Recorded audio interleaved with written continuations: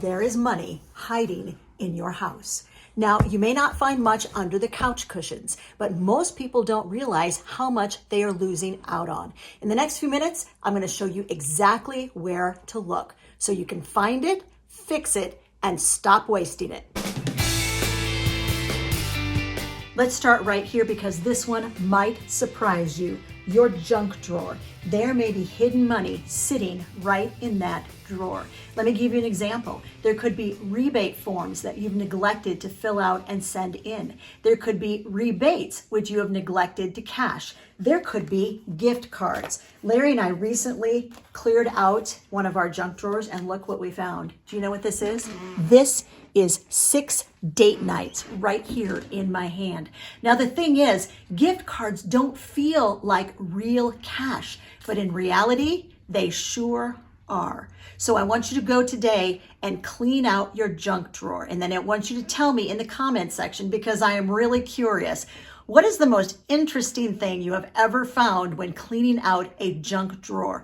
And if you clean your junk drawer out later after you've watched this video, come back later and leave your thoughts in the comment section. Let's go to the next place, because this is a place where you're probably losing money every single week. Let's check your fridge, because this is one place where you are quietly losing money every single week. Food waste in the United States of America hovers around 38%. The number one item that is thrown out is, unsurprisingly, produce, because it goes bad before we can eat it. Now, here's a couple of things you can do that are going to help solve this problem. Every week, we do something called a perishable food inventory, where we literally take an inventory of all the items that are in a refrigerator or on the counter that are perishable.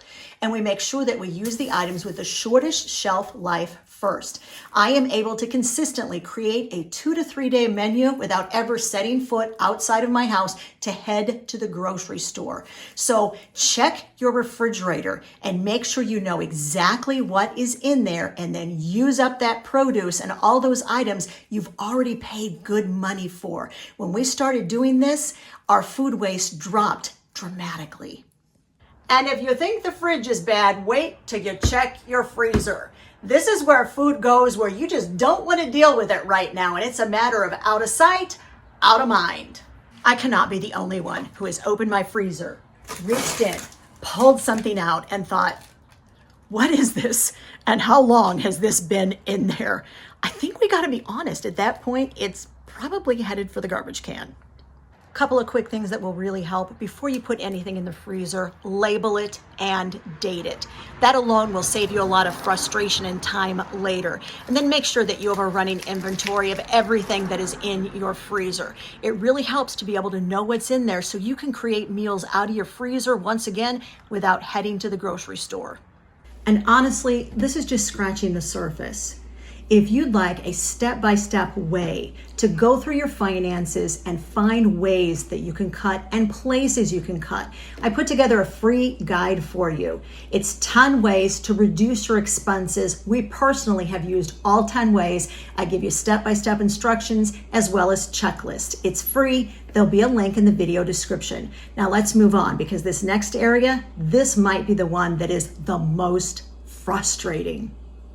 This right here, this is money that was already spent. And you bought it for a good reason. You bought it because you wanted to take better care of your health. You don't need more equipment. You might need a little bit of inspiration, some guidance, some accountability. But if it's just sitting in the corner, you're getting zero return on that investment. And that is why I'm really excited about the sponsor for today's video, Get Healthy UTV. Get Healthy UTV is online. It's an all-in-one resource, guys. You're going to be able to get workouts, fitness tips, health inspiration. And what I really like about it is there are so many different levels. You can start exactly where you need to be. Now, they have strength training, they have yoga, they have flexibility training, they have walking workouts. Honestly, I like all 4 of those. I have also tried their chair workouts, and I've tried their Fit Over 60 workouts. It starts really easy, it's simple, and it focuses on form, and then it builds from there. And it makes sure that it's low impact and it's easy on the joints. No more guessing, wondering if you're doing it right. You have a plan, and more importantly, you have someone who is guiding you through it. Now, they're always adding new workouts, so you're never going to get bored. And there's even a very active community that you can join where you can ask some questions and get some inspiration and get some help and make sure that you stick with your plan. Whether you are regularly working out or you're just getting started, Get Healthy UTV makes that so much easier. And I cannot believe that they are offering this. The first 1,000 people watching this video who use the link in the description can get a full year of their premium membership for $1.49. The offer is valid for new members only. Yes, that's for the whole year, not per month. Look, you can finally take something like this that you bought and you never used and put it to good use and finally get the value out of your investment. When it comes to items that you need to return to the store, you're on a clock. The store will only take returns for a certain amount of time. Now, if you purchase something and you don't know what that return window is, go ahead, call the store. They're going to tell you what your options are too, whether they're going to give you cash back or whether they're going to refund money to your card or whether you're going to get in-store credit. But once traditionally that point in time has passed, you can no longer return it. Let me give you an example. I bought these tennis shoes. These are name brand tennis shoes I got from Facebook Marketplace a couple of years ago. I paid $35 for them. They were brand new. The lady had worn them once on vacation. She paid $120 for them. They didn't fit her right. She didn't take them back. And so I wound up getting them for $35. And that reminds me of something else. Gifts. If you purchase a gift for someone, this happens to be a gift for a wedding that's coming up in a couple of weeks. Make sure that if you can, remember to get a gift receipt. It makes it so much easier for the recipient of your gift to take it back. If you can't, be sure to just include a little note in your card maybe that says the gift came from this particular place so that they can contact that store and take it back more easily. Back in the kitchen. Duplicates. It's another form of waste. It tends to live in your kitchen. How many of these do you actually need? What happens is we forget how many we have. We go out and we purchase a new one. So we wound up with multiples. Some people might say that I have too many whisks. This is what happened to the whisk today. It broke. Do you see the problem? I did what everybody does, right? I went upstairs. I grabbed my backup whisk.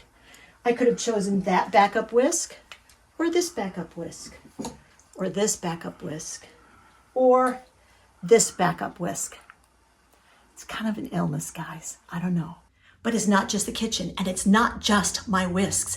Take some time today. Go through your storage area, go through your cabinets, go through those areas where you have a lot of stuff put in that you honestly haven't inventoried it for a long time. Make 3 piles. Keep, give away, and sell.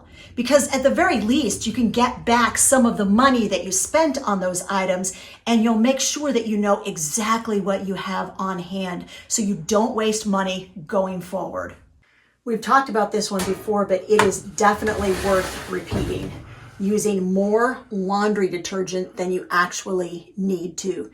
The amount that the manufacturer of the laundry detergent tells you to use is more than you actually need.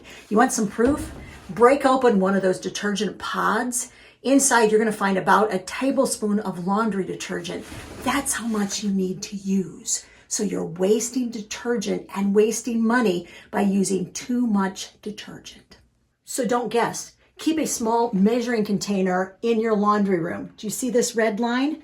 That is where the manufacturer of the detergent said to fill it for a large load. This is where they said to fill for a regular load. You see this line way down at the bottom?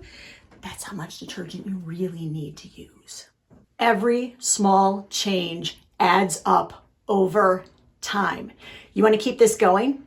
I have a video I did on frugal swaps, 25 household items and swaps for them.